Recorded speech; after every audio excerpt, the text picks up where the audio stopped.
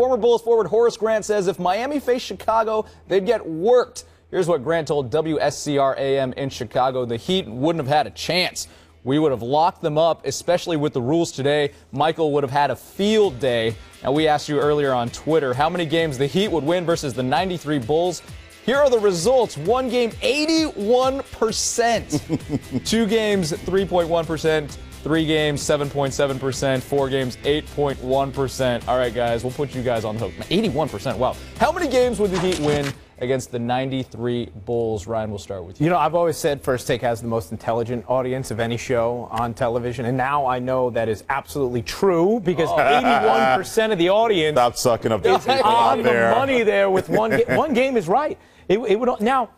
I'm a little hesitant to say that because look, LeBron James is the kind of guy I'd never count out, and I think sometimes when we do this, we don't look at him enough as we look at everything else in a series and in a matchup because we just look at the Bulls and all we think about, well, they have Jordan, they'll win. Right. We never look at LeBron's teams and say, well, they have LeBron, they'll win.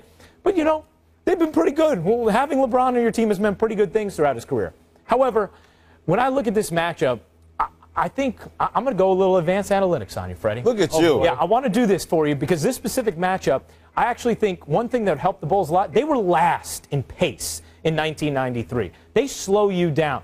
That's how you beat Miami. You know, when you slow a game down, that's a great way to execute against them and to operate against them. And I think that, you know, you can keep them out of transition that way. That's where they get their easy buckets.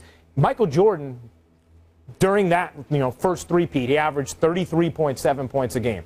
It was much harder to score in that era than it is today for guards. You're talking about, I mean, just look at the hand check. Watch what guards were able to do defensively then. That wasn't hand checking. That was mugging. Yeah, exactly. Seriously. And you were able to defend then like LeBron is able to in today's age, but nobody else can. That's what you're able to do then. Wow, that was a shot. But so Michael Jordan, though, Michael Jordan averaging almost 35 points a game in that time. Can you imagine how much he would score in today's time? And I actually do think that this Heat team, even though it's the worst incarnation of it from these 3 years, and we're talking about this Heat team versus the 93 Bulls, I still think they probably have better role players than that Bulls team did. I think that you would have, you know, you take Bosh over Horace Grant. I think you would take Ray Allen before you take anybody else off that Bulls bench. But I'll take Jordan in his prime and Pippen in his prime versus LeBron in his prime and Wade not in his prime. I think the Pippen-Wade difference is a big difference, too, when you're looking at those specific years. That's Pippen as good as he gets. Right now, Dwayne Wade, none of us would say that about. So I think it's a few things. First and foremost, the Bulls stylistically, I think, could play with them. Secondly, I think we have no idea just how much of a beast Jordan would be playing in this era. And then also, I think the difference in the Robin of both of those teams being in his prime or not would swing the Bulls' way. And I think they take care of business in 5. Besides, Freddie, when Jordan plays a finals matchup, he doesn't go 7. 6-0. He does not lose, and he does not go 7. And I'll give the Bulls the respect of saying it would only go 5. Well, you use analytics. I'm going to use people-lytics when it comes to this series between the Heat and the Bulls. You make me seem like a nerd when you say that, man. I will confirm nor deny. Let's put it that way. No, he's not a nerd as far as we know. No, I think they would have gotten 2 games. Yeah. But I still think the Bulls would have won. To your point about role players, I'm going to give you the guys that at any given time, whether it's LeBron James, Dwayne Wade, Chris Bosh, would have had to deal with on the front line for the Chicago Bulls in that 91-93 team. Cliff Livingston, a big guy. Stacey King, not a good defender, but still a big guy.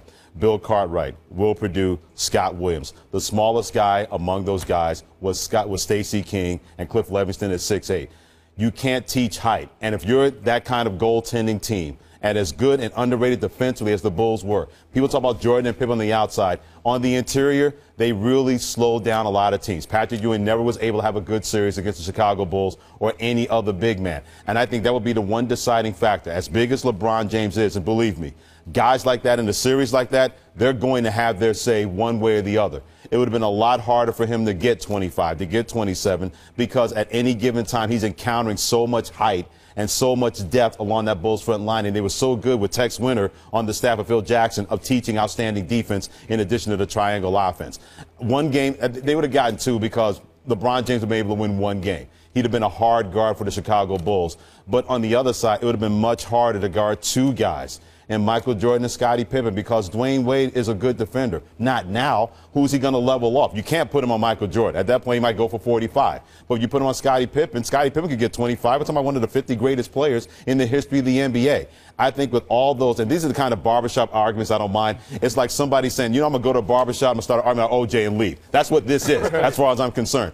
But I look at history and I look at the way teams played. If you wanted to speed up the Bulls, they could get out in transition and they could spread the court with their shooters, whether it's John Paxson or B.J. Armstrong or Craig Hodges. But to your point, Ryan, if you slowed the game down and made it a slugfest, that's exactly how they had to play and how they could win that way, deal with the Pistons and the Knicks all those years. And if you look at that 93 matchup specifically, you know, the Suns were a team that did get out and run. They were the most offensively efficient team in the NBA that year, and the Bulls still were able to hang with them and beat them in 6 in the finals. Bulls were the second most efficient offensive team that season. So you're talking about the Bulls in a tougher defensive era being a more efficient offensive team than the Heat were this year, and also being able to lock down or beat the best offensive team. So they got defensive when they had to, and they were a top 10 defensive team anyway.